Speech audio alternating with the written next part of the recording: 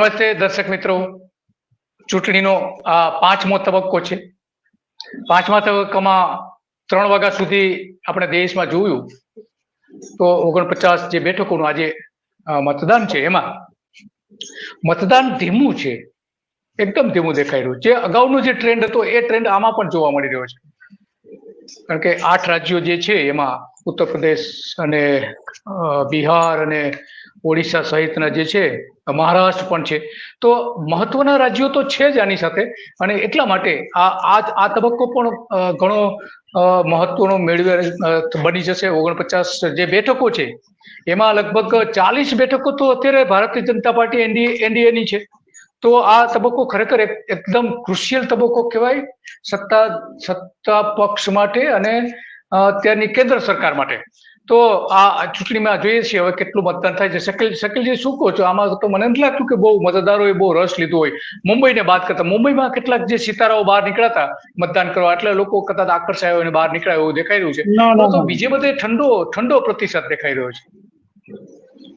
દર્શક મિત્રો, આપ સૌનું સ્વાગત છે. દિલીપભાઈની સાથે જોડાયો છું. લાંબા સમય પછી દિલીપભાઈ સાથે ચર્ચા કરવાનો અવસર મળ્યો છે. સત્યજી.com ના આભાર. ને મહત્વની વાત છે કે આજે 5મો તબક્કો છે ને 420 કે 425 જેવી બેઠકો પર ટોટલ મતદાન પૂરું થઈ ગયું છે. એટલે આપણે માનીએ કે 80% બેઠકો લોકસભાની જે છે તેમાંથી 80% બેઠકોનું મતદાન આજે પૂર્ણ થઈ જશે ટૂંક સમયની અંદર. બાકી કંગાળ મતદાનની જે વાત આવી રહી છે કે ભાઈ ઓછું મતદાન છે, એક થિયરી આપણે દિલીપભાઈ વર્ષોથી જોતા આવ્યા છે કે ભાઈ ઊંચું મતદાન થાય તો ભાજપને વોટ મળે છે, નીચું મતદાન થાય તો કોંગ્રેસને ફાયદો થાય છે. એ બધી થિયરી આપણે બહુ બધી જોઈ છે. પરંતુ પરિસ્થિતિ અત્યારે છે, લોકસભા 2024માં કોઈ મુદ્દો ક્યાંક પણ હરકતમાં દેખાતો નથી. જે 14 કે 19 ની અંદર આપણે જોયા કે કેટલાક મુદ્દાઓ બહુ જબરજસ્ત રીતે ચાલ્યા. ખાસ કરીને 14 ની અંદર તો ભાજપ અને બીજી બધી એનડીએની પાર્ટીઓએ મનમોહનસિંહના 10 વર્ષના શાસનકાળની સામે જે લગાટ પ્રચાર કર્યો હતો, કૌભાંડોની ભરમાર સર્જી દીધી છે તેવું ચિત્ર ઊભું કર્યું હતું.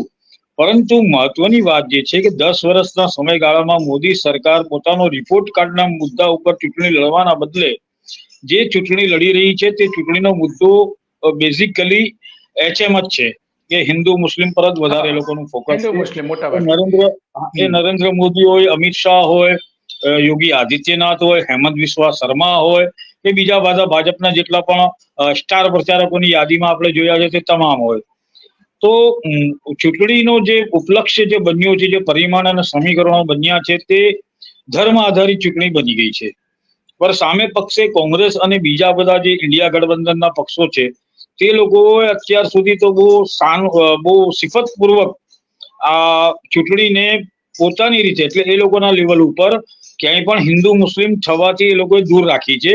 અને જે બેઝિક મુદ્દા હતા, જે મોંઘવારી હતી, બેરોજગારી હતી, જે કંઈ પણ લોકોને સ્પર્શતા જે મુદ્દા હતા તે મુદ્દા ઉપર એ લોકોએ વધારે ફોકસ કર્યું છે ઇન્ડિયા ગઠબંધને. પણ ભાજપને બેઝિકલી એક એવી ગણતરી છે, જે બીજેપીની નેતાગીરી સાથે આપણે વાત પણ કરીએ છીએ, તેમાં એ લોકોની બેઝિક ગણતરી એવી છે કે ભાઈ અત્યાર સુધી ભાજપનો જે પાયો છે તે હિન્દુત્વનો રહ્યો છે. તો હિન્દુત્વને તો ભાજપ કોઈ કાળે છોડી શકે એમ નથી ને છોડવું પણ નહીં જોઈએ, કારણ કે ભાજપની વિચારધારાથી ઓતપ્રોત છે. હિન્દુત્વ અને બીજેપી એક સિક્કાની બે બાજુ જેવા છે. તો આપણે જોતા આવ્યા છે. એટલે શાના માટે નરેન્દ્ર મોદી પોતાના હિન્દુત્વના મુદ્દાને છોડી શકે? સામે પક્ષે વિપક્ષે જોવાનું હતું કે અત્યાર સુધી ભારતીય જનતા પાર્ટી હિન્દુત્વને લઈને સમગ્ર દેશની અંદર એક જુવાળ ઉભો કરવામાં સફળ રહી છે. એ કારણ ગમે તે હોય, આપણે એમ કહીએ કે ભાઈ હિન્દુત્વના નામે વોટ માંગ્યા હોય કે ગમે તે આપણે એને કહીએ, પરંતુ પોતાની તરફ કમિટેડ હિન્દુ વર્ગને ખેંચવામાં ભાજપ પાછલા 10 વર્ષમાં સફળ રહી છે. ને ગુજરાતની અંદર તો પાછલા 25 વર્ષથી ભારતીય જનતા પાર્ટીનું શાસન છે ને બીજો કોઈ મુદ્દો ગુજરાતમાં હરકતમાં નથી. સામે પક્ષે કોંગ્રેસ ગુજરાતની અંદર સાવ નબળી છે. લોકોને સ્પર્શતા પ્રશ્નોથી કોંગ્રેસ બહુ દૂરની દૂર છે. કોંગ્રેસ પાસે એવા કોઈ નેતા કે કાર્યકર નથી કે જે કોંગ્રેસને ગલીએ ગલીએ, મોહલ્લે બૂથ લેવલ ઉપર જેને આપણે કહીએ છીએ જીવંત કરી શકે એવા નેતાઓને, કાર્યકરોની સેનાઓનો અભાવ છે. તો જ્યાં સુધી કોંગ્રેસની વાત કરીએ તો કોંગ્રેસ આખા દેશની અંદર જો કોંગ્રેસની નબળી પરિસ્થિતિ આપણે 44 બેઠક ગઈ લોકસભામાં કોંગ્રેસ અટકી ગઈ હતી. કોંગ્રેસનું આટલું બધું મોટું ધોવાણ જે થયું ગયા વખતની ચૂંટણીમાં 2019માં કે માન્ય વિરોધ પક્ષ નેતા બનવા માટે કોંગ્રેસ એકલા હાથે માન્ય નથી રહી, પરંતુ જેમ તેમ કરીને પછી કટકુ ગઠબંધન એમ કરીને પછી કોંગ્રેસ પાસે વિપક્ષ નેતાનું પદ આવ્યું અને એને ઠાગા ઠૈયા કરીને એનકે રીતે પણ ચલાવ્યું.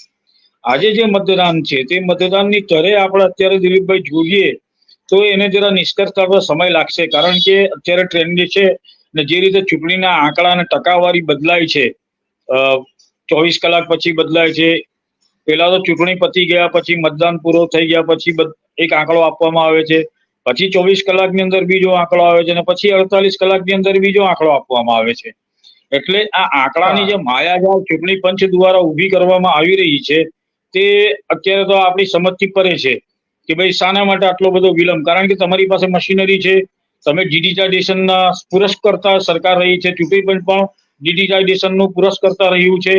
એટલે આ બધી વસ્તુની અંદર ચૂંટણીના આંકડામાં આટલો મોટો તફાવત આવી જવો કરોડ સવા કરોડ મતોનો, તો એ બહુ વિચાર યોગ્ય છે કે ભાઈ આ કેવી રીતે બની શકે છે. સુપ્રીમ કોર્ટે પણ આના માટે ચૂંટણી પંચ પાસે ચૂંટણી પંચે પણ સુપ્રીમ કોર્ટે પણ ચૂંટણી પંચ પાસે જવાબ માંગ્યો છે. હા, પણ આમાં શકીલભાઈ આમાં એક બાબત એવી આવી છે કે આપણે પત્રકાર અને આરટીઆઈ એક્ટિવિસ્ટ છે પૂનમ અગ્રવાલ, કે આની પહેલાની ચૂંટણીમાં પણ એને ઘણું બધું ઇન્વેસ્ટિગેટિવ જર્નાલિઝમ કરેલું ને ઇન્વેસ્ટિગેટિવ સ્ટોરી પણ કરી હતી, અને આ વખતે પણ એને આરટીઆઈ કરી કે ભાઈ આ ચૂંટણી પંચને એને આરટીઆઈ કરી કે આટલી બધી આંકડાઓમાં વિસંગતતાઓ કેમ આવે છે, કેમ તમે જાહેર નથી કરતા? તો ચૂંટણી પંચે કે ભાઈ અમારી પાસે કોઈ આંકડાઓ જ નથી એવું કહ્યું. તો એને જે એક વિડીયો જારી કર્યો છે પૂનમ અગ્રવાલે, એ આપણે જોઈએ તો એમાં ખ્યાલ આવી જશે કે ખરેખર કેટલું શું છે, એ પણ આપણે સાંભળીએ. બિલકુલ. हाँ, का क्या मतलब है ये मुझे एटलीस्ट नहीं समझ में आ रहा है कि क्या उनके पास सिर्फ परसेंटेज में डेटा आते हैं और उसके अलावा और कोई डेटा नहीं आता उनके पास. सेकेंडली ये कैसी बात हो गई, क्योंकि 2019 के लोकसभा इलेक्शन में मैंने खुद रिपोर्ट किया था और मैंने खुद वो डेटा निकाला था इलेक्शन कमीशन के वेबसाइट से, जिसके ऊपर ये क्लियरली लिखा हुआ था कि फाइनल वोटर टर्नआउट डेटा, और उस डेटा में उन्होंने बकायदा कंपैरिजन किया था. और मैं आपको स्क्रीन में फिर से दिखा देती हूँ. उस पर्टिकुलर डेटा में उन्होंने फेज वाइज डेटा रिलीज किया था और उसमें कंपेयर किया था 2014 के votes polled numbers in absolute numbers, male female और परसेंटेजेस में अलग अलग, और प्लस उन्होंने ये भी बताया था कि पार्लियामेंट्री कॉन्स्टिट्यूएंसी वाइज कितने वोट्स ज्यादा या हुए in comparison of 2014 and 2019 elections. तो जब वो पहले इतना डिटेल्ड आपका ये डेटा निकालते थे, तो अब क्या हो गया कि अब 2024 में वो उनके पास एब्सोल्यूट नंबर्स है ही नहीं. आप ये छोड़ दीजिए कि वो पब्लिक डोमेन में क्यों नहीं डाल रहे, ये तो यहाँ पर ये बात आ गई कि उनके पास है ही नहीं और आपको आरटीआई में भी नहीं दिया जा सकता. अब भले ही मैं अलग अलग स्टेट्स में ये लगाऊं एप्लीकेशन તો એ વાત કરે છે પૂનમ, અને એમાં એને આનું સારું એવું સંશોધન પણ કરેલું છે અગાઉ ને અત્યારે પણ. તો શકીલજી, અને જે હમણાં જે ફિગર આયા છે ટાઈમ્સ ઓફ ઇન્ડિયાનો એક જે રિપોર્ટ હતો, અને એને કેટલાક ઇલેક્શન કમિશન પાસેથી દિલ્હીમાંથી પણ વિગતો મંગાવી હતી, તો લગભગ 1 કરોડ જેટલા મતદારોનો ડિફરન્સ આવી રહ્યો છે. 1 કરોડ 7 લાખ. તો આટલા મોટા પ્રમાણમાં મતદારો કેવી રીતે થાય અલગ પાછળથી ઉમેરાયા, એ એક સંશોધનનો વિષય છે. અને દેશના લોકો હવે શંકા કરી રહ્યા છે ચૂંટણી પંચની, કે જે રીતે ચૂંટણી જાહેર થાય એના 2 દિવસ પહેલા જ ચૂંટણી કમિશનર રાજીનામું આપી દે, અને ત્યાર પછી આખી જે આ બધી બાબતો આજે આપણે જોઈએ છે, જો આ 4 ફેઝમાં આ ટાઈમ્સ ઓફ ઇન્ડિયાનો રિપોર્ટ છે એનાનો એક આ ટેબલ છે, એમાં સ્પષ્ટપણે બતાવે છે કે આ 4 ફેઝમાં કઈ રીતનો કેટલા મતદારોનો વધારો થયો છે. તો આ કઈ રીતે શક્ય બને છે એ લોકો હવે ચિંતા સેવી રહ્યા છે. કે ખરેખર પહેલા તો ઈવીએમ માટે શંકા હતી, પરંતુ હવે તો ડેટામાં જ કંઈક કે કોઈ ચેડા તો નથી થઈ રહ્યા ને, એવી શંકા વ્યક્ત કરવામાં આવે છે. અલગ અલગ દરેક રાજ્યવાઇઝ એમણે ફિગર આપ્યા છે, ગુજરાત સહિત. તો આ ખરેખર ચિંતા તો ઊભી કરે છે. શકીલજી, શું કહો છો તમે? બિલકુલ બિલકુલ. જે રીતે એક પેલા મજબૂરી માટે જે ચૂંટણી પંચનો જે જવાબ છે સુપ્રીમ કોર્ટ સમક્ષ, તે સુપ્રીમ કોર્ટ હા. સમક્ષ ચૂંટણી પંચ પોતાનો લૂલો બચાવ કરે છે કે અમારી પાસે મેકેનિઝમ એટલું બધું નથી, ડેટા મોડેથી આવે છે, અને એ લૂલો બચાવ છે ને બોધો પણ બચાવ છે, અને બીજી ભાષામાં લૂલો અને બોધો બંને બચાવ છે. મુદ્દાની વાત એ છે કે તમે જ્યારે ઈવીએમ ને સીલ કરો છો તો તમને સીલ કરવામાં કેટલી સમય લાગે? બહુ તમામ બૂથોની ઉપર 6 વાગ્યા પછી કઈ ને કઈ મતદારો ઉભા રચી રહેતા. બહુ તો તમે જે ગ્રાઉન્ડની અંદર કે બૂથની અંદર જે મતદારોનો સમાવેશ કરે છે તે ભાઈ છેલ્લી ઘડીના જે 6 વાગ્યા સમય અંદર જે મતદારો મત આપવા આવ્યા હોય તે મતદારોને બૂથની અંદર લઈ લેવામાં આવે તો એટલા મોટા પ્રમાણમાં તો પણ સંખ્યા નથી બનતી કે ફટાક દઈને 1.25 કરોડ 1.25 કરોડ મતદારોનો વધારો થઈ જાય. તો આ પ્રશ્ન ખરેખર ચિંતાનો વિષય તો બને જ છે. અને ચૂંટણી પંચને પારદર્શકતા દર્શાવવા માટે પોતાના ઈવીએમ ને તમે કારણ કે એની સીલ કરવાની જે પ્રક્રિયા છે દિલીપભાઈ, તે પ્રક્રિયા બહુ ઝીણવટભરી છે અને બહુ બારીકાઈથી એ લોકો કરે છે. કારણ કે સીલ મારે છે, એ સીલના ફોટા લે છે, સીલ નંબર લે છે, ફરી પાછા જે વીવીપીએટ છે તેના ઉપર અલગ પ્રકારના સીલ મારવામાં આવે છે. ત્યાર પછી એ લોકો ઘણી બધી એટલે પ્રોસિજરમાંથી પસાર થાય છે. એટલે ઇલેક્શન કમિશનની પાસે અને રિટર્નિંગ ઓફિસર જે છે એના ફિગર હોય છે, એનું પત્રક જે તૈયાર થતું હોય છે, પત્રક સાથે આપતા હોય છે દરેક આરઓ દ્વારા.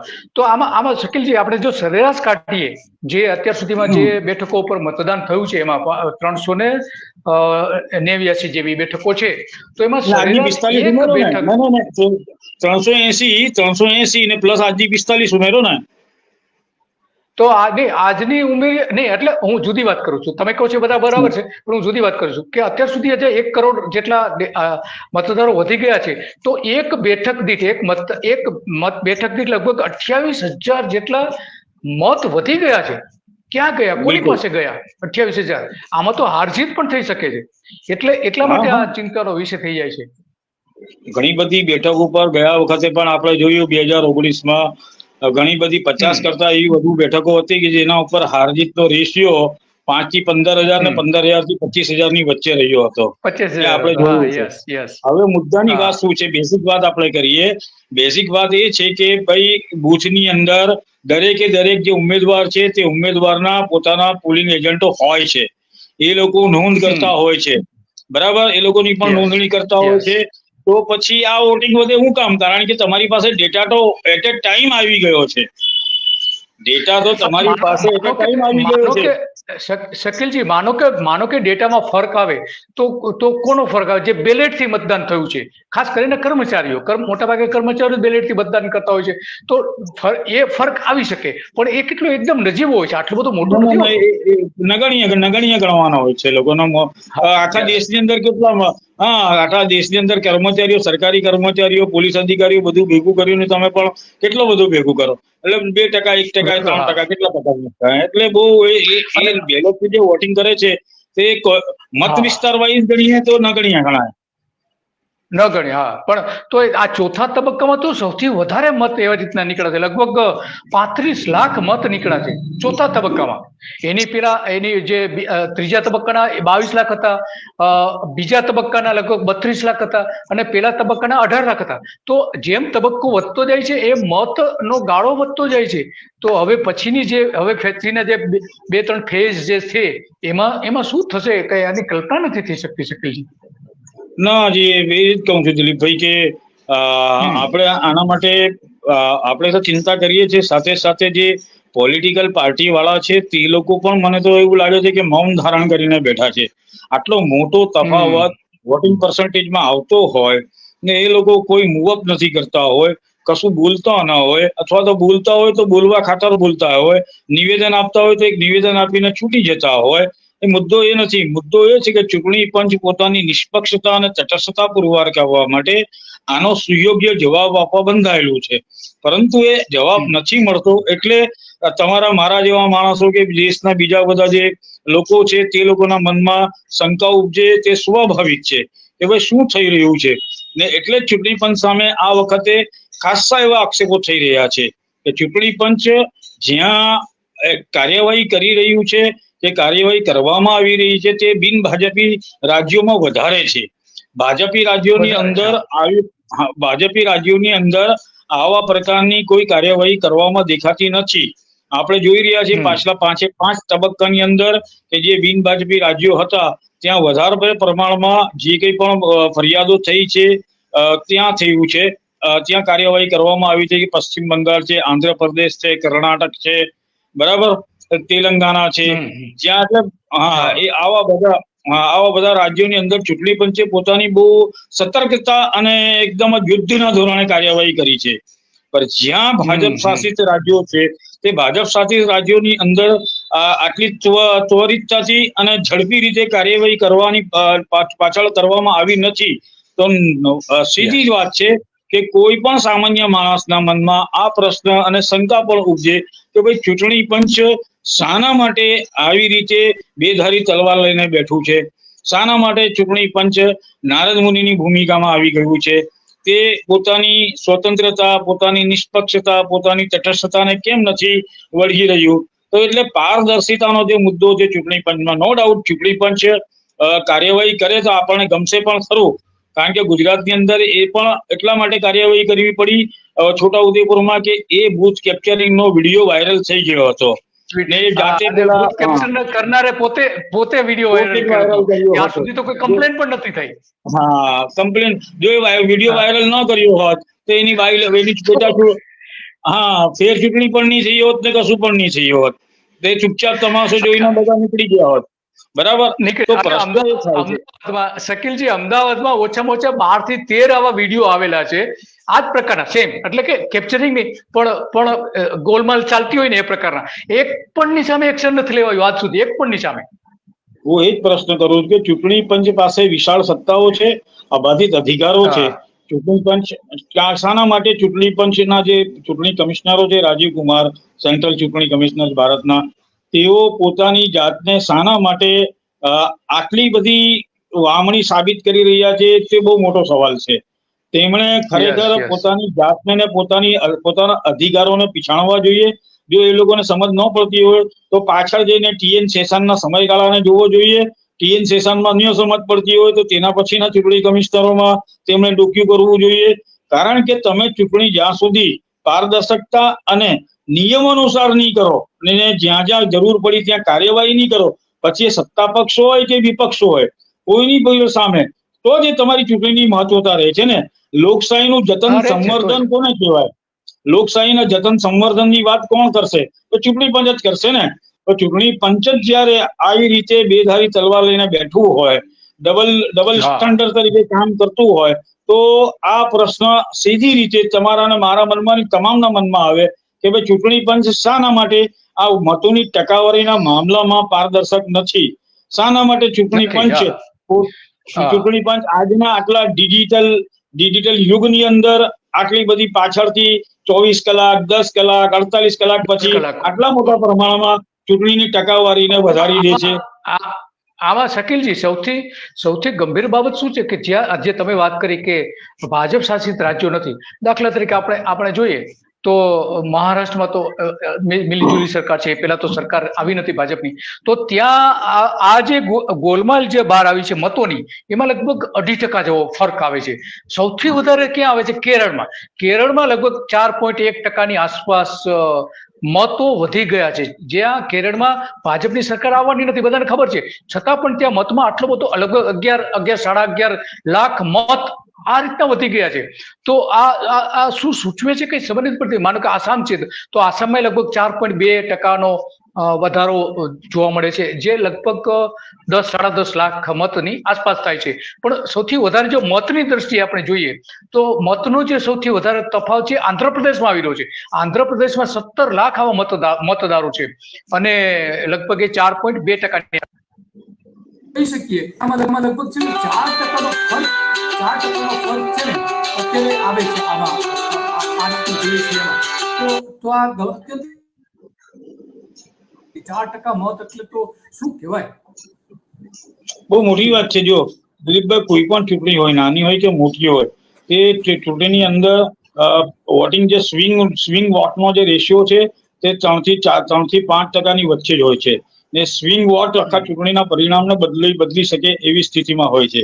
તમે જે કહો છો કે ભાઈ કેરળની અંદર આટલા મોટા પ્રમાણમાં ટકાવારી વધી, તો એ ટકાવારી 100%ની વાત છે કે કેવી રીતે કેરળમાં પણ વધી કે આંધ્રપ્રદેશમાં બિન ભાજપી રાજ્યોમાં પણ વધી છે, તો એ ત્યારે જ આપણને એનો ખરો નિષ્કર્ષ અત્યારે તો આપણે અનુમાન ને કુશંકા કરી શકીએ, પણ ખરો નિષ્કર્ષ અને ખરી વાત તો 4મી તારીખે જ બહાર આવશે કે આ જે વોટિંગ ટકાવારી વધી તે વોટિંગ ટકાવારી કોના તરફેણમાં હતી અથવા તો કોના માટે વધારે હતી. કેરળની આપણે વાત કરીએ તો કેરળમાં ભાજપનો અત્યારે બેઝ બની રહ્યો છે, તો કદાચ ત્યાં એવું બની શકે છે આ જે વોટિંગ ટકાવારી છે તે વોટિંગ ટકાવારી વર્તમાન જે ગઠબંધન સરકાર છે તેની તરફેણમાં છે કે ભાજપનો ત્યાં જે બેઝ બને છે તે બેઝને મજબૂત કરવા માટેનું છે. એ પછી આપણે 4 જૂન સુધી ત્યાં સુધી રાહ જોવી પડશે કે આ જે ટકાવારી વધી છે આ 2 રાજ્યોની આપણે વાત કરીએ તો તે 2 રાજ્યોની અંદરની ટકાવારીનો વધારો કોને ફાયદાકારક બની રહ્યો છે, તે આપણે 4 જૂન સુધી તો રાહ જોવી પડશે તેના માટે. રાહ જોવી પડશે. યસ, વાત સાચી છે. તો હવે જોઈએ શું થાય છે. પણ મુદ્દાની વાત શું છે દિલીપભાઈ, આપણા દર્શકોને પણ કહેવા માંગીએ છીએ, ચૂંટણી પંચ આપણો બધો જ દારોમદાર ચૂંટણી કમિશનર ઉપર છે. ચૂંટણી કમિશનર જે રીતે કામ કરે છે તે પોતાની જે અત્યારે ઈવીએમ હોય, વીવીપીએટ હોય, ચૂંટણી સિસ્ટમ હોય, એ કે ગમે તે વસ્તુ હોય તે ચૂંટણી પંચ જ અત્યારે સર્વોપરી છે. સરકાર સર્વોપરી નથી. ચૂંટણીના સમયગાળાની અંદર ચૂંટણી પંચના અધિકારીઓએ જે પોતાને ફાળવવામાં આવેલી જે જવાબદારીઓ છે તે જવાબદારીઓને પોતે પોતાની રીતે ન્યાયની રીતે તટસ્થ રીતે નિષ્પક્ષ રીતે બજાવશે. 100%ની વાત છે. આ દેશની અંદર ચૂંટણી પંચની સામે કોઈ માયનો લાલ આંગળી ચીંધી શકશે નહીં. તો ચૂંટણી પંચે જોવાનું રહે છે કે આપણે હવે પોતાની નહીં તો આવા પ્રશ્નો ઉભા થયા જ કરશે. ચૂંટણી પંચે વીવીપીએટમાં ગડબડ કરી દીધી, ઈવીએમમાં ગડબડ કરી દીધી, આ કરી દીધી, અને છેલ્લે મામલો જાય છે સુપ્રીમ કોર્ટ પાસે. સુપ્રીમ કોર્ટે પછી એમાં દખલ કરવી પડે છે. એ ચૂંટણી પંચ માટે નાલેસી કહેવાય. ચૂંટણી પંચ માટે મોટા ભાગે સુપ્રીમ કોર્ટ તો હાથ ઊંચા કરી દે છે એક વખત મતદાન થઈ ગયા પછી. બહુ મોટો બનાવ હોય ને ઇન્ટરફિયર થાય તો બરાબર છે, પરંતુ આ જે 2-4% ફેરફાર આવતો હોય છે તો એમાં પણ સુપ્રીમ કોર્ટ તો છેલ્લે તો હાથ જ ઊંચા કરી દે. એ જ વાત કહું છું કે ચૂંટણી પંચ એટલા માટે હાથ ઊંચા કરે છે કે ઇલેક્શન કમિશન જે છે તે સ્વતંત્ર છે, અબાધિત અધિકારો છે એ લોકોની પાસે સર્વગર્વાઈ અને ચૂંટણીના સમયગાળાના ચૂંટણીના પીરિયડ દરમિયાન સર્વાધિક પાવર જે છે તે લોકોની પાસે સર્વોપરી છે ચૂંટણી પંચ. એના માટે સુપ્રીમ કોર્ટ જાણે છે કે ભાઈ જે બૂથ ઉપર બેઠા માણસ છે તેમનો પોલિંગ ઓફિસર છે કે રિટર્નિંગ ઓફિસર છે જે કોઈ પણ બેઠા છે તો એટલા માટે હાથ ઊંચા કરે છે કે એ રિટર્નિંગ ઓફિસરે જે કોઈ પણ નિર્ણય લીધો છે તે નિર્ણય એને જગ્યા ઉપર જોઈ કરીને જાણ કરીને તપાસ કરીને લીધો છે. સિવાય કે કોઈ ઉમેદવાર કે કોઈ પોલિટિકલ પાર્ટી સજ્જડ પુરાવા સાથે સુપ્રીમ કોર્ટ પર જાય છે તો પછી સુપ્રીમ કોર્ટ એના ઉપર રૂલિંગ આપવા માટે આગળ વધે છે અથવા તો કાર્યવાહી કરે છે. એ ઘણા બધા કિસ્સામાં ભૂતકાળમાં આપણે જોયું છે કે સુપ્રીમ કોર્ટે આ દિલ્હીના મેયરની ચૂંટણીમાં પણ આમ આદમી પાર્ટીએ બધા સજ્જડ પુરાવા ઉભા કર્યા, આ કર્યા, તે કર્યા, એટલે એ લોકોએ ત્યાં પાછળથી ફેરવું પડ્યું આખું એ પેલા વોટ રદ કરવા પડ્યા. તો આવી સ્થિતિ બહુ રેર કેસીસમાં બને છે, જવલ્લે જ બને છે કે ભાઈ તમારી પાસે સજ્જડ પુરાવા હોય, કોઈ પણ પાર્ટી હોય, પછી સત્તા પક્ષ હોય કે વિપક્ષ હોય, તે લોકોની પાસે આવી સ્થિતિની અંદર કોઈ સજ્જડ પુરાવા હોય તો સુપ્રીમ કોર્ટ પોતે સંજ્ઞાનમાં લે છે અને કાર્યવાહી કરે છે અને ઓર્ડર પણ પાસ કરે છે, અને એના માટે આપણે જોયું છે કે પછી રિઝલ્ટ પણ આવે છે. તો આવી સ્થિતિ ચૂંટણી પંચે પોતે સ્વયંભૂ ઊભી કેમ ના કરવી પડે? ચૂંટણી પંચને સુપ્રીમ કોર્ટ કે છે ને સુપ્રીમ કોર્ટ પછી કે છે એટલે પછી પેલા ચૂંટણી અધિકારીને સસ્પેન્ડ કરવામાં આવે છે, બીજા અધિકારીઓને સામે પગલા ભરવા. તો જાતે પહેલાથી જ કેમ નહીં ખબર પડી? ચૂંટણી પંચે તરત તપાસ કરી દેવી જોઈતી હતી. હવે ગમે તે કરીને ત્યાં મૂકી દેવાની હતી તપાસ ઇન્કવાયરી. તો ચૂંટણી પંચનું કામ જે છે તો ચૂંટણીના સમય દરમિયાન કોર્ટ પ્રકરણોથી એક આપણે જોયું છે કે કોઈ પણ કોર્ટ પ્રકરણ પોલિટિકલી કે ઉમેદવારીને લગતા કે ચૂંટણીને લગતા કોઈ પણ કોર્ટ પ્રકરણો એ લાંબા ગાળા સુધી ચાલ્યા જ કરે છે. પરંતુ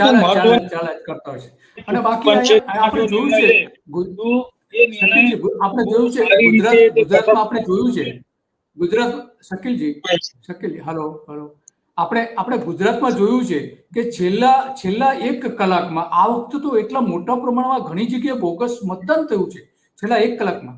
અલગ અલગ લગભગ 8 બેઠકોને આપણે અલગ તારવી શકીએ એમ છીએ કે જ્યાં મોટા પ્રમાણમાં આ રીતનું બોગસ મતદાન થયું છે અને જ્યાં ખરેખર આ જે થયું છે એની ચૂંટણી પંચે તપાસ કરવી જોઈએ. કલોલમાં આપણે જોઈએ છીએ તો કલોલમાં છેલ્લી કલાકમાં 12 થી 13% મતદાન વધી ગયું છે. કેમ વધી ગયું, શાના માટે? તો બનાસકાંઠામાં તો લાઈવ પકડાયા માણસો, બોગસ વોટિંગ કરતા માણસો પકડાયા છે, વિડીયો વાયરલ થયા છે, ઘણી બધી જગ્યાએ થયું છે. મુદ્દો એ છે કે ભાઈ ચૂંટણી પંચ શાના માટે આવી બધી બાબતોની સામે શાહમુર્ગી નીતિ અપનાવે છે અને સુષુપ્ત અવસ્થામાં કેમ જતું રહે છે, ત્યારે કેમ ઝડપી કાર્યવાહી કરવામાં નથી આવતી? એ મુદ્દો એ છે કે ચૂંટણી પંચ પોતાની રીતે સમૂળગી સત્તાઓનો ઉપયોગ ચૂંટણીના સમયગાળા દરમિયાન કેમ નથી કરતું? આ પ્રશ્ન મહત્વનો છે દિલીપભાઈ. યસ હા, એની પોતાની જે રીતે શેષાને જે કરેલું, TN શેષાને, કે ચૂંટણી પંચ શું છે એની સત્તા બતાવી હતી, એ અત્યારે કરી શકે એમ છે. પરંતુ આ મને લાગે છે કે અત્યારે તો જે દરેક ઇન્સ્ટિટ્યૂટ છે એ સરકારની એડી નીચે છે, તો આ પણ હોઈ શકે એવું આપણે અંદાજ પણ મૂકી શકીએ છીએ. અને કેટલાક સાયન્ટિફિક પુરાવા પણ આપણે મળે છે કે ચૂંટણી પંચ ઉપર કઈ રીતે સરકાર દબાવ લાવે છે. અને બીજું કે ઘણી બધી બેઠકો ઉપર આ વખતે ચૂંટણી પંચના ચૂંટણી અધિકારીઓએ જે ખરેખર ભૂમિકા ભજવવી જોઈએ એને બદલે ચોક્કસ વ્યક્તિઓ, ચોક્કસ રાજકીય વ્યક્તિઓ આદેશ આપતા હતા કે પોલીસનેથી લઈને તંત્રથી લઈને અલગ અલગ જગ્યાએ કે તમારે આ પ્રકારે કાર્યવાહી કરવાની છે. તો ત્યાં ચૂંટણી પંચ જે છે, ચૂંટણી જિલ્લા અધિકારી, તો ખરેખર તો એને એ કરવું જોઈએ. પરંતુ રાજકીય પક્ષોના ઈશારે કામ કરે તો સ્વાભાવિક છે કે આ વખતે જે ચૂંટણી પંચે પોતાની શાખ ગુમાવી દીધી છે એમાં તો કોઈ સવાલ નથી. અને ચૂંટણી પંચે અને સુપ્રીમ કોર્ટે પણ કહ્યું છે કે આ રીતના જે રીતનું લોકોની શંકાઓ આવી રહી છે, લોકો જે શંકા વ્યક્ત કરી રહ્યા છે, એ ચૂંટણી પંચ માટે પણ સારી બાબત નથી. તો આ રાજકીય નેતાઓ પણ તો કે છે, પણ બીજી બધી જે સંસ્થાઓ છે, લોકશાહી માટે કામ કરતી સંસ્થાઓ પણ કહી રહી છે. તો મને લાગે છે કે આમાં કદાચ આ વખતે ચૂંટણી પંચની જે વરવી ભૂમિકા છે એ બહાર આવશે ચૂંટણી પ્રતિક્રિયા પછી. બાકી તો અત્યારે તો કઈ દેખાતું નથી. આપણે અપેક્ષા રાખીએ ચૂંટણી પંચ તટસ્થ રીતે કામ કરે. હજુ મતદાનને 4 જૂનનો સમય છે ને આપણે અપેક્ષા તો રાખવાની, આશા પણ રાખવાની કે આ દેશની લોકશાહી જે છે તે લોકશાહીને ટકાવી રાખવાનું, એને ચેતવનથી રાખવાનું, ધબકથી રાખવાનું, બચાવી લેવાનું, એનું જતન, સંવર્ધન, એની સલામતી, જે કહીએ તે રાખવાનું કામ ચૂંટણી પંચની પાસે છે. તો આપણે અપેક્ષા રાખીએ છીએ 4 જૂને ચૂંટણી પંચ 4 જૂને ચૂંટણી પંચ પોતાના આ ઉત્તરદાયિત્વને સુપેરે પાર પાડે. આપણે હજુ પણ અપેક્ષા તો રાખી શકીએ જ છે, સાવ નથી. કારણ કે અત્યાર સુધી આખા દેશની અંદર આ 5મા તબક્કાની ચૂંટણી છે. અપવાદરૂપ કિસ્સાઓને બાદ કરતા ચૂંટણી પંચે બહુ શાંતિપૂર્ણ ચૂંટણી યોજી છે. તેના માટે આપણે છેલ્લે એને અભિનંદન તો આપવા જ પડે કે ભાઈ ચૂંટણી પંચમાં જે ગરબડ ગોટાળા થયા છે, આ ટકાવારીને લઈને ક્યાંક વાદ વિવાદ થયા છે, તેના સિવાય આખા દેશમાં ચૂંટણી શાંતિપૂર્ણ સંપન્ન રહી છે અને કોઈ મોટી ઘટનાઓ બની નથી. એમાં પોલીસ અધિકારીઓ હોય, કલેક્ટર કચેરીના અધિકારીઓ, તમામ દેશના, તે તમામ અત્યારે એ લોકોને પણ આપણે સરાહના કરવાની રહે છે આ તબક્કે. આ કોઈ સવાલ નથી. અને કઈ મોટા પ્રમાણમાં હિંસા નથી ફાટી નીકળી, એ મોટી વાત છે, એ સારામાં સારી બાબત છે. તો આજે આટલું પૂરું કરીશું શકીલજી. બિલકુલ દિલીપભાઈ, ને દર્શકોની આપણે રજા લઈએ. તો નમસ્તે શકીલજી, તમારો ખૂબ ખૂબ આભાર. અને હવે આવા જ મુદ્દાઓ પર આવતીકાલે મળીશું. અને તમારા ધ્યાનમાં કોઈ જો મુદ્દાઓ હોય તો દર્શકો પણ મોકલી શકે છે. દર્શકોને એવું લાગે કે એમને કંઈક આ મુદ્દાઓ પર કેવું છે તો એ કહી પણ શકે છે. અમારી જે યુટ્યુબ ચેનલ છે એની નીચે કોમેન્ટ પણ કરી શકે છે, પોતાના પ્રશ્નો ત્યાં બતાવી શકે છે. અને અત્યારે જે બધી સાંપ્રત સમસ્યાઓ જે છે એને બને એટલા સુધી લોકો સુધી પહોંચે માટે ફોરવર્ડ પણ કરે અને લાઈક અને શેર પણ કરે. તો તમારી જેમ જે બીજા લોકોના જે અન્યાય થતો હોય એની સામેનો અવાજ હોય છે એ અવાજ પહોંચી શકે છે. આજે તો બસ આટલું જ, અને આવતીકાલે આવો એક ચોક્કસ મુદ્દા ઉપર આપણે ચર્ચા કરીશું. નમસ્તે.